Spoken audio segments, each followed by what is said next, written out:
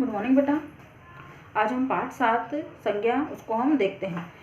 जितने भी वीडियोस आपके पास जा रहे हैं, है ना, यदि आप लोग वीडियो प्रॉपर देख रहे हैं तो बेटा इसको सॉल्व करने की कोशिश कीजिए। जो भी चैप्टर्स में एक्सरसाइज है ना, जैसे आपको उपसर्ग प्रत्यय आपको बताया है, तो यदि आप एक्सरसाइज को देखते हैं और जैसा उसमें बताया है कि हमको किस प्रकार से इसमें क्या ऐड करेंगे, है ना, तो आप उसको सीखेंगे तो आपको वह जो चैप्टर है वो आसानी समझ में आ जाएगा, है ना। ज़रूरी क्या है, उसको प्रैक्टिस करने के लिए। यदि आप उसको नहीं करके देखेंगे तो बार बार, यदि आप केवल वीडियो ही देख रहे हैं, उसको समझने का प्रयास नहीं कर रहे हैं, खुद से करके नहीं देख रहे हैं, तो वो चीज़ जो है समझ में नहीं आएगी, है ना।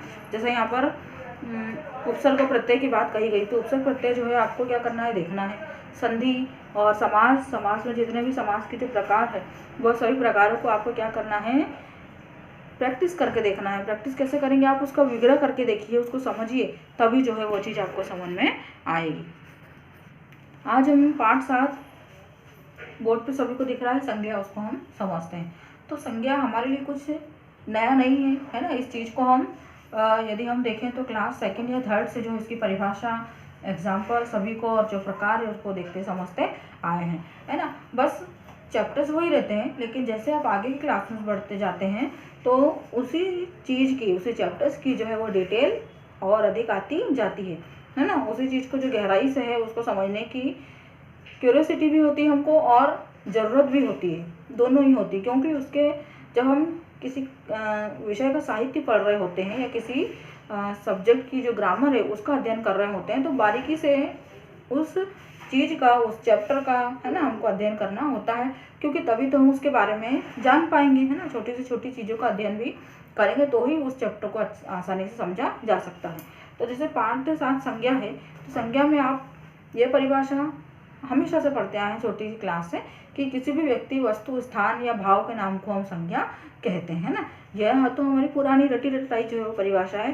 लेकिन आजकल हम क्या बोलते हैं, संज्ञा वह सारी चीज़ है जो नेचर में है, जिसको हम देख सकते हैं, जिसको हम छू सकते हैं, है ना, जिसको हम महसूस कर सकते हैं, जिसको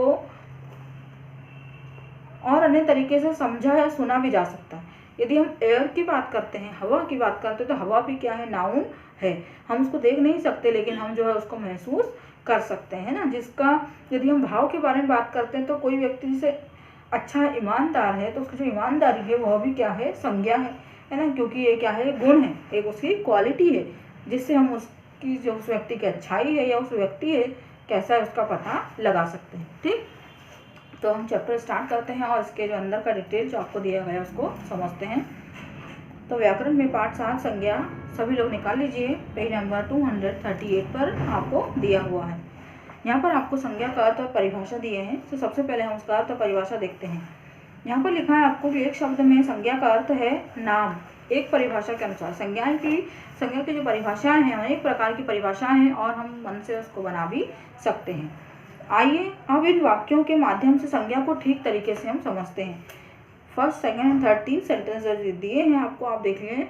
मयंक विद्यालय जाता है, इस पर्वत से अनेक नदियाँ निकलती है, सच्चाई और ईमानदारी अनमोल है। 3 प्रकार के सेंटेंस, तीनों में अलग अलग बातें कही गई हैं। ठीक, अब इन वाक्यों में मयंक एक व्यक्ति का, है ना, विद्यालय जो है स्थान है, पर्वत, नदियाँ, यह भी क्या है, एक मतलब पर्वत वस्तु है, थिंग है, नदी भी थिंग है ना। और जो सच्चाई है, ईमानदारी, ये सब क्या है, मन के विचार है, भाव है। अतः ये सभी जो नाम है संज्ञा है। जैसे आपको परिभाषा में पता है, यदि किसी व्यक्ति का नाम आता है, वस्तु का नाम आता है, भाव, विचार आते हैं, तो ये सारे शब्द होते हैं संज्ञा कहलाते हैं। अब हम इसकी परिभाषा को सिरे वाइज तरीके से जमा लेते हैं, जो आपको आगे दी हुई है बुक में ही। किसी व्यक्ति, वस्तु, स्थान अथवा भाव के नाम को संज्ञा कहते हैं। ये हमारी जो है संज्ञा की परिभाषा यहाँ पर हो जाती। चाहे तो आप इसको हाईलाइट भी कर सकते हैं। अब यहाँ पर हम संज्ञा के कई उदाहरण देखते हैं जो आपको दिए गए हैं। संज्ञा के उदाहरण क्या हैं, देखिए। व्यक्ति तथा प्राणियों के नाम ये संज्ञा में आएंगे। वस्तुओं के नाम संज्ञा में आते ही है। किसके अकॉर्डिंग, परिभाषा के अकॉर्डिंग। क्योंकि पहले हमने व्यक्ति बोला, तो यहाँ पर व्यक्ति और प्राणी के व्यक्तियों से केवल ऐसा मतलब नहीं है कि इंसानों के नाम आएंगे, नहीं, यहाँ पर किसके नाम आएंगे, व्यक्तियों से मतलब है चाहे हम वनस्पति, पशु पक्षी, जीव जंतु, किसी के भी नाम लेते हैं ना, सारे प्राणियों के नाम इसमें आ जाते हैं। ठीक, वस्तुओं के नाम, चाहे वह कोई भी वस्तु हो दुनिया में, सारे वस्तुओं के नाम जो है वह संज्ञा में आता है। स्थान के नाम, प्लेस, चाहे गांव, शहर, है ना, कॉलोनी, मोहल्ला, कुछ भी हो। भाव या गुणों के नाम, उदारता, एकता, चोरी, है ना, ईमानदारी, गहराई, लंबाई, चौड़ाई, जो भी चीज़ है ये सब भाव या गुण में आ जाती है ना, तो इसको भी हम क्या बोलते हैं, संज्ञा कहते हैं। अब यहाँ पे आपको दिया गया है कि संज्ञा के भेद। संज्ञा के यदि हम भेद देखे जाएं तो संज्ञा के भेद 5 प्रकार के होते हैं। संज्ञा कितने प्रकार की होती है? 5 प्रकार की। लेकिन और 5 प्रकार की संज्ञाओं को हमने समझा भी है, लेकिन मुख्य जो प्रकार होते हैं वो कितने होते हैं? 3। और 3 प्रकार की जो संज्ञा है उसका उपयोग भी हो, यदि व्याकरण की दृष्टि से देखा जाए तो उनका उपयोग भी है जो ज़्यादा होता है।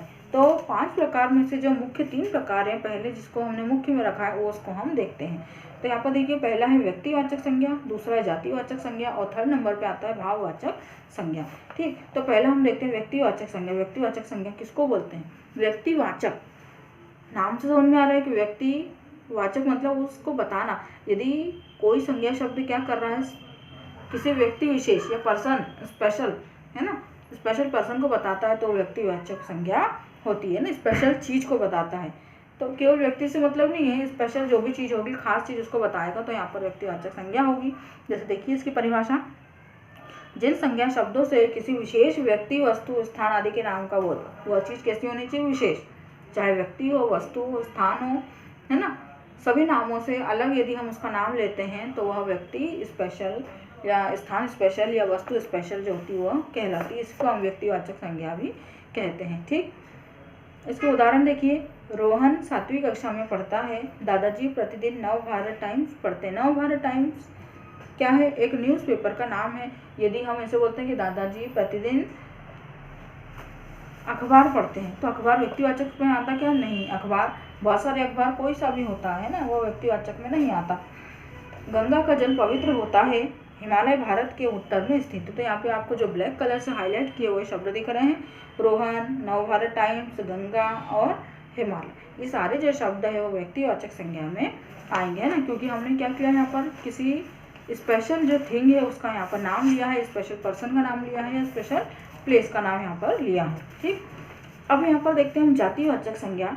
जातिवाचक वह होता है जिसमें हम क्या करते हैं, किसी व्यक्ति, वस्तु, स्थान की संपूर्ण जाति, मतलब केवल व्यक्ति की बात करेंगे तो सारे व्यक्ति की जाति, तो सारी जाति आ जाएगी, चाहे हिंदू हो, मुस्लिम हो, यह भी क्या हो जाएगी, है ना। वस्तु, बॉल या बैट है ना, या डोर है, या फ्लावर से किसी की बात करें तो वो सारे फ्लावर्स उसमें आ जाएंगे, है ना। तो उसकी परिभाषा देख लीजिए, जिन संज्ञा शब्दों से किसी प्राणी, वस्तु आदि की पूरी जाति का बोध होता है उसे जातिवाचक संज्ञा कहते हैं। जैसे बच्चों ने अपने आसपास सफाई की तो बच्चे, सारे बच्चे उसमें आ गए, है ना। छात्रों ने पौधे लगाए, अध्यापकों ने हमारा मार्गदर्शन किया, सैनिक देश की रखवाली करते हैं। तो ये जो यहाँ पर अंडरलाइन किए हुए शब्द हैं, बच्चे, छात्र, पौधे, अध्यापक, सैनिक, सारे अध्यापक, सारे पौधे, है ना, और सारे बच्चे, सारे छात्र, अध्यापिकाएं सारी आ गई उसमें। तो वह क्या कर रहे हैं, सारी अध्यापिका, मतलब सारी जो भी लेडी टीचर जिसको बोल रहे हैं अध्यापिका है, वो उसमें शामिल है, किसी एक खास का नाम यहाँ पर नहीं लिया है ना। तो ये जातिवाचक संज्ञा इस प्रकार से हो जाती है। अब हम लास्ट वाला प्रकार देखते हैं, भाववाचक। भाव मतलब मन के भाव, गुण, है ना, जो विचार, ये है। तो जिन संज्ञा शब्दों से किसी व्यक्ति, वस्तु, स्थान आदि के गुण, दशा, अवस्था या भाव का बोध होता है तो उसे भाववाचक संज्ञा कहते हैं। जैसे यहाँ पर देखिए उदाहरण आपको दिया, स्वच्छता ईश्वर का दूसरा नाम है ना, क्योंकि ईश्वर को भी क्या है, साफ सफाई पसंद है, और साफ सफाई से रहना किसी भी पसंद नहीं आता है ना। यदि हम सफाई रखते हैं अपने घर पे, अपने शरीर की, अपने आसपास, है ना, और सभी जगह की, तो क्या होता है, बोलते ना कि जैसे लक्ष्मी भी उससे प्रसन्न होती है, हमारा मन भी प्रसन्न होता है। और दूसरी बात, जो कई प्रकार की बीमारियां हैं या बैक्टीरिया है ना, या जीवाणु, कीटाणु जो भी होते हैं वो हमारे आसपास नहीं पनपते, और वो नहीं पनपते तो जो हमारा शरीर है, मन है, वह कैसा होता है, अच्छा रहता है।